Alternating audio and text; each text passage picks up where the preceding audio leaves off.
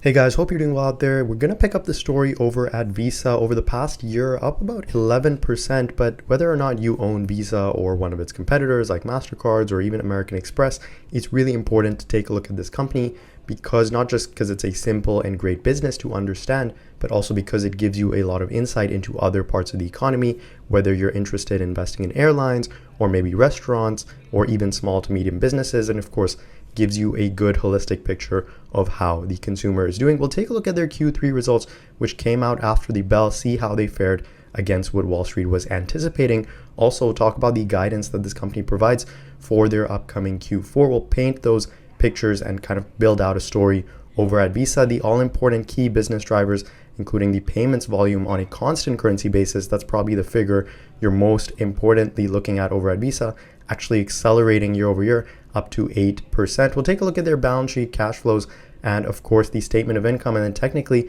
this one's hanging around in the middle of a channel. And whenever a Visa comes to the middle of a channel, actually gets quite exciting from a technical perspective, maybe paints you a picture that this stock may be a buy very soon. Hey guys, hope you're doing well out there. It's time to check in with shares of Visa. The yield on this one, basically non-existent, or I don't want to say non-existent, but very low at just at 0.6%. But the story and really the bull case over at Visa is you hold this one over, say, 5, 10, 15 years, and your yield on cost actually becomes quite significant. In fact, I picked up my shares of Visa a couple of years ago. My yield well north of 1% on this. And also from a valuation perspective, this one tends to sort of hover somewhere in that 30s, maybe even 35 times a forward valuation. We'll talk about why that isn't actually that expensive over at Visa and why a company like this can absolutely justify a valuation in the low 30s. Now, revenues growing at 14.5% year over year, north of $10 billion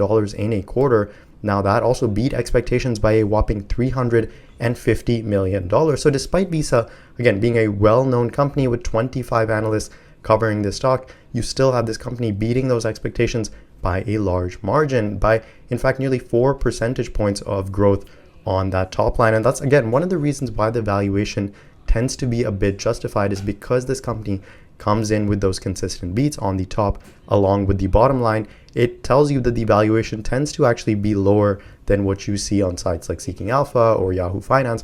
Because this company consistently beats, they're always pushing those earnings higher and higher. Now, speaking of earnings, also came in with a bottom line beat of 13 cents with non-GAAP EPS of $2.98. Now, like we talked about, the all-important figure over at Visa is on a constant currency basis. You want to take a look at the payments volume.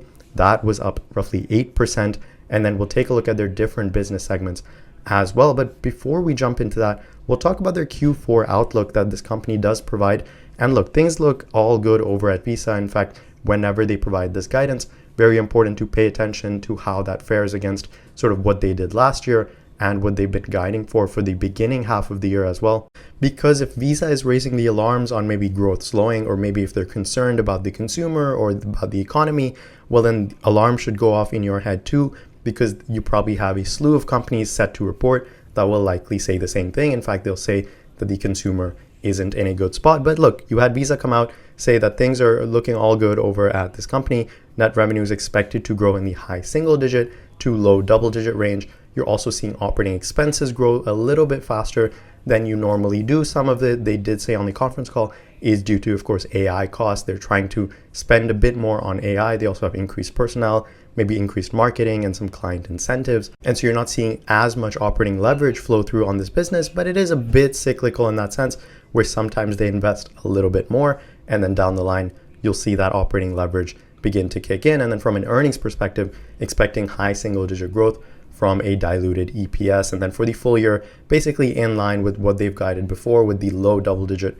revenue growth and then low teens, somewhere around 15% earnings per share growth. You also notice this company always grows their earnings per share slightly faster. You see at 23%, slightly faster than their actual net income. That's because they continue to execute on a buyback. We'll take a look at that when we get to their cash flows. But in terms of their different business segments, of course, the payments volume up roughly 8%, but you had other parts of the business actually grow faster. You had cross-border, excluding intra-Europe, grew roughly 11%. This all, again, gives you a good story in terms of travel demand or maybe restaurant demand or even perhaps the hospitality industry, things like Booking Holdings or maybe Airbnb or Delta Airlines, gives you a good story into how those companies likely should be doing over, call it, the past 3 months, and of course the upcoming quarter as well. You also had cross-border total up about 12%, again showing that the signs for travel is certainly looking good. And then you had processed transactions up roughly 10%. And again,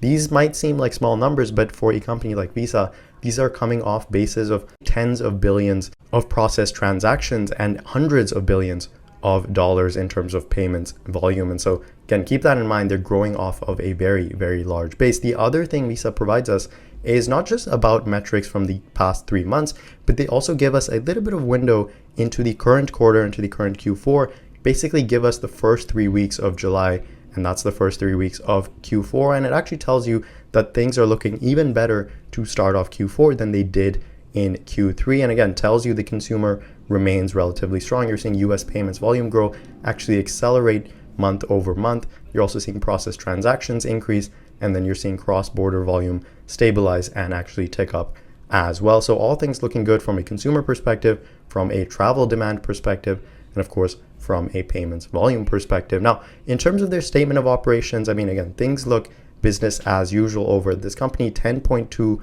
billion of net revenue. That was up roughly 14% from same time last year. You are growing on your operating expenses, a little bit on your personnel. They did mention they were growing that a bit faster, roughly in the mid 20%. You're also ticking up marginally on your marketing and your networking processing. Again, these things sort of tend to scale as your revenue scales.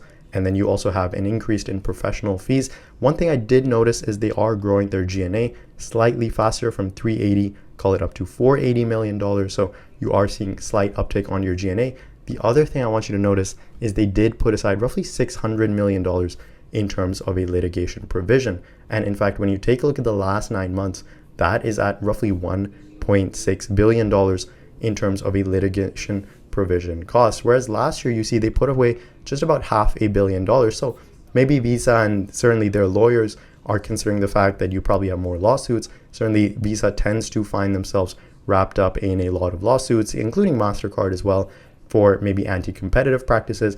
And so they might be seeing that, look, some of those lawsuits might not fall our way. We might need to pay out maybe the government, maybe other companies in terms of certain things. So better to put aside a little bit of that money in case those lawsuits do come about. Now, look, certainly if those lawsuits don't materialize in this way where Visa has to sort of shell out this cash, well, then this sort of expense will flow again back into their balance sheet. And maybe down the line, they'll just recognize it as an asset, or they might need to put away less money in the future in terms of a litigation cost. So just keep those things in mind. That litigation expense does sort of blow up their operating expenses on a quarter over quarter picture. You see even last year, it was at roughly $3 billion from an operating expense perspective, now up to, call it, $4 billion. But you strip out this litigation provision and you're marginally increasing, call it about 10-12% on your operating expenses side. So from that perspective, things are looking good. You're growing your revenues in the mid-teens. You're growing your operating expenses somewhere in the high single digit to low teens as well. Your operating income going from roughly $6 billion, call it, up to $6.2 billion. So things looking relatively okay over at Visa. Again, this company isn't going to give you something super flashy or super exciting, but I think in a market, and especially during frothy markets, it's important to own companies and at least pay attention to companies like this. Can bring a level of stability to a portfolio. And again, the consistency of this business is what you're actually hoping for. You don't want that level of volatility or unpredictability in such a consistent business. And the consistency you can actually see when you take a look at this slide, which talks about the free cash flow. And this is really the only slide that I always love to look at whenever I'm analyzing Visa. And that's because in the most recent 3 months, net cash provided by operating activities came in at $6.7 billion.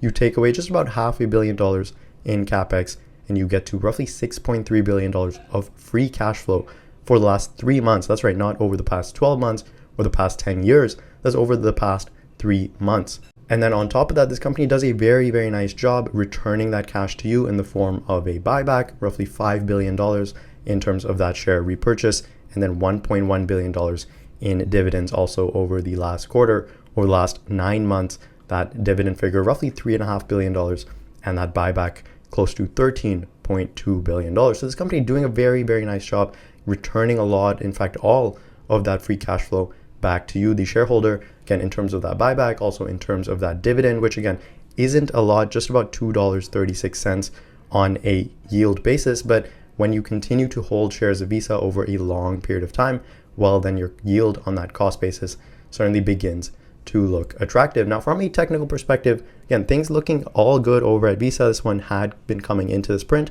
relatively hot, selling down roughly in the middle of the channel. Anytime Visa shares come somewhere in the middle of the channel, wouldn't be overly excited to jump in. But I mean, if you dissect this channel, somewhere in the middle could possibly present a level of buying opportunity where you could maybe step in, nibble on shares of Visa at these levels. Certainly wouldn't blame anyone for stepping in and allocating a little bit more. If you already have a pretty large position, you're probably waiting for further pullbacks towards the bottom end of the range, somewhere in the 320s, lower maybe in the 310s. That's when you're adding pretty aggressively in your shares of Visa. If this one craps out, maybe the economy takes a turn for the worse, maybe more tariffs are announced, maybe, I mean, anything could happen. And if you get black swan sort of events, Visa certainly isn't immune to that. In fact, they'll be one of the first ones to tell you that they're starting to feel the consumer maybe pulling back on spending a little bit. And at that point, maybe shares of Visa take a big tumble and you get major pullbacks. That's anytime you really get that, that is your chance to step in aggressively on shares of Visa, because you stretch this one out. I mean, you don't get a whole lot of major dips in such a high quality company. And so from that perspective, just right now, trading down about 2.5% on this print.